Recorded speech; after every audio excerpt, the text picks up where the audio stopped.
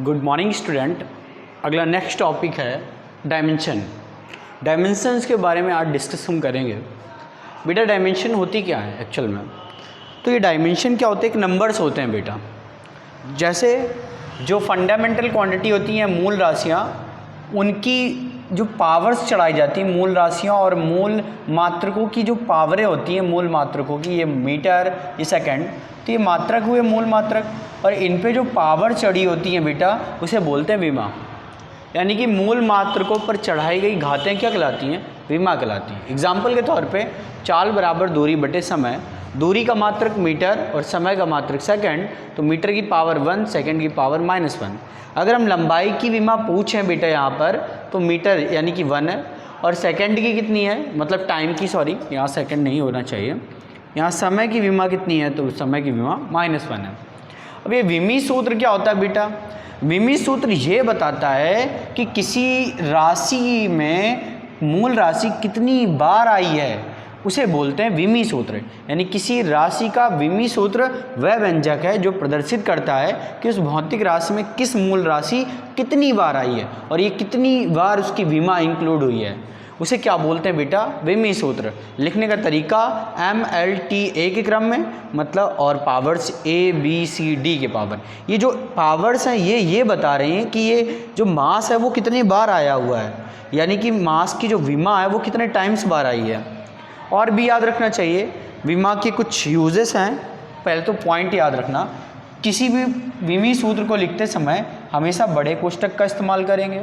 दूसरा, हमेशा MLT का क्रम रखेंगे, MLT का क्रम इस क्रम में रखेंगे। कभी भी कोई कांस्टेंट उसकी डायमेंशन नहीं होगी। तो अब यहाँ पर हमने कुछ फॉर्मूले लिख रखे हैं जिनकी डायमेंशन आपको याद होनी चाहिए, क्योंकि मस्ट है, वो बहुत ज़्यादा इंपॉर्टेंट है। तो बेटा क्षेत्रफल क्या होता है? क्षेत्रफल बराबर लंबाई गुणे चौड़ाई। लंबाई यानी कि मीटर, इसकी डायमेंशन L, और क्षेत्र चौड़ाई मतलब मीटर, इसकी डायमेंशन भी क्या? L, तो यानी कि L²। ज़रूरी नहीं कि क्षेत्रफल का यही फार्मूला याद हो, आपको कोई भी फार्मूला याद हो। जैसे बोल सकते हैं क्षेत्रफल का कोई भी फार्मूला 4πr²। ये क्या है? गोले का क्षेत्रफल, मीटर यानी रेडियस, मीटर में मेज़र करी तो मीटर स्क्वायर यानी कि L²।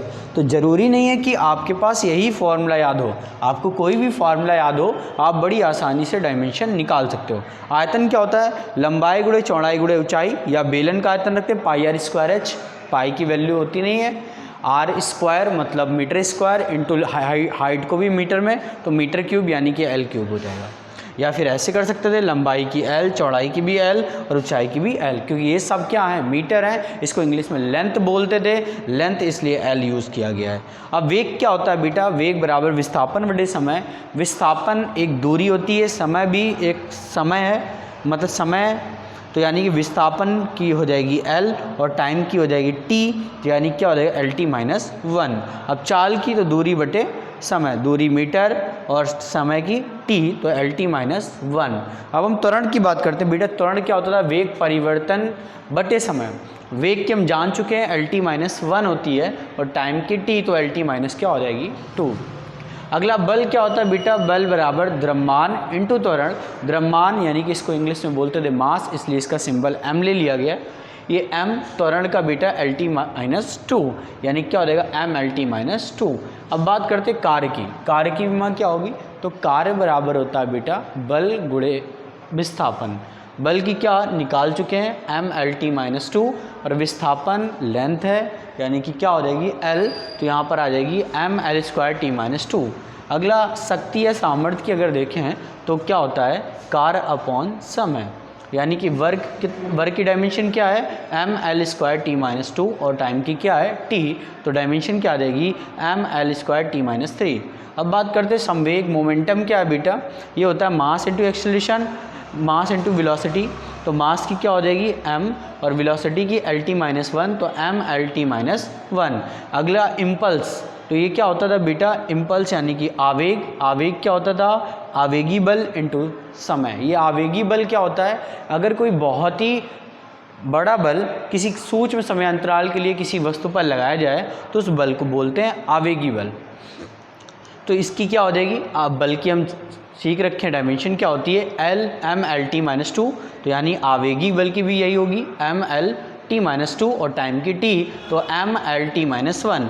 अब दाब यानी कि प्रेशर की क्या होती है, तो प्रेशर इक्वल होता है फोर्स अपॉन एरिया। फोर्स की हमने डिस्कस कर रखी है M L T minus two और एरिया एल स्क्वायर, तो एम एल की पावर माइनस वन टी की पावर टू। डेंसिटी की क्या होगी बेटा, यानी कि घनत्व वो क्या होता है मास अपॉन वॉल्यूम, मास की एम वॉल्यूम की एल क्यूब, तो यानी क्या हो जाएगा एम एल की पावर माइनस थ्री। टॉर्क की क्या होगी, टॉर्क इक्वल होता है बेटा फोर्स इंटू परपेंडिकुलर डिस्टेंस, यानी क्या हो जाएगा बल इंटू लंबवत दूरी, बल की dimension M L T minus two और लंबवत दूरी यानी कि परपेंडिकुलर डिस्टेंस वो डिस्टेंस है एल लिखेंगे तो आ जाएगा M L square T minus to.